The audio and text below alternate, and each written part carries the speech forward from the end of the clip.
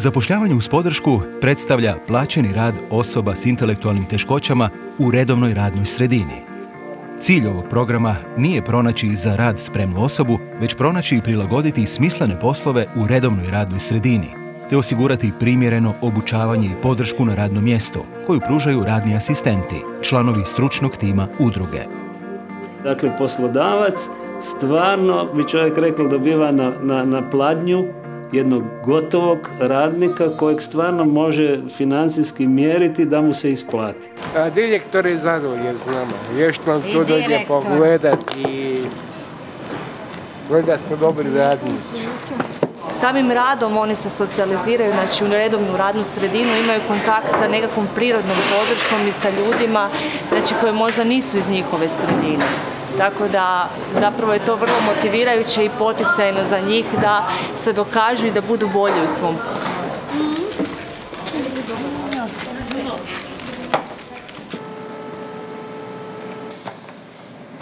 Sad radim 5 godina, sad će biti kako radim ovdje.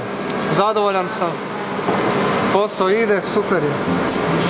Osobe s intelektualnim teškoćama spremne su i sposobne raditi, to jest obavljati određene zadatke u redovnoj radnoj sredini.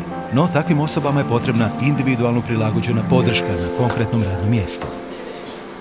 Što se tiče ljudi u pogonu koji s njima rade, u početku je bilo malo problema, kao oni su, ne znam, bolesni, drugačiji, ne želimo mi s njima raditi, onda kad su kroz neki period vidjeli da oni svoje dužnosti obavljaju normalno, onako kako su ko svi ostali radnici, onda su bili zadovoljni. Ja dugo radim s njima, pa možda je to već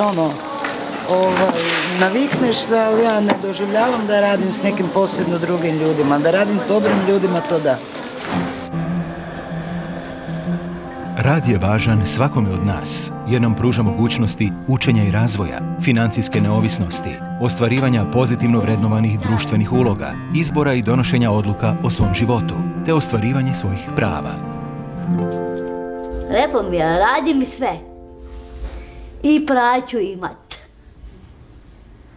Kupim sebi 5 jesti i to uzivam. Oni ovo rade stvarno s ljubavlju. Oni taj posao vole i njima je taj posao jednostavno pogled u svijet.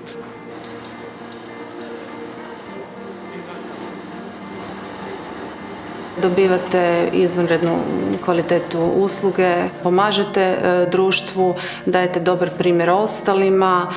Radnici također u pogonu mogu vidjeti da nismo svi isti, da je nekima posao i potrebniji, mogu biti sretni zbog toga što oni imaju priliku, tako da gledajući sve skupa mislim da je to jedan odličan vid suradnje. Kao i u drugim zemljama, i kod nas ovaj model osposobljavanja za rad i zapošljavanja u redovnim uvjetima osoba s intelektualnim teškoćama pokazuje dobre rezultate. No najvažnije je da svi mi, kao društvo, pridonosimo ostvarivanju bezuvjetnog uključivanja svih osoba s teškoćama u životne i radne zajednice uz poštivanje njihovih prava i ljudskog dostojanstva.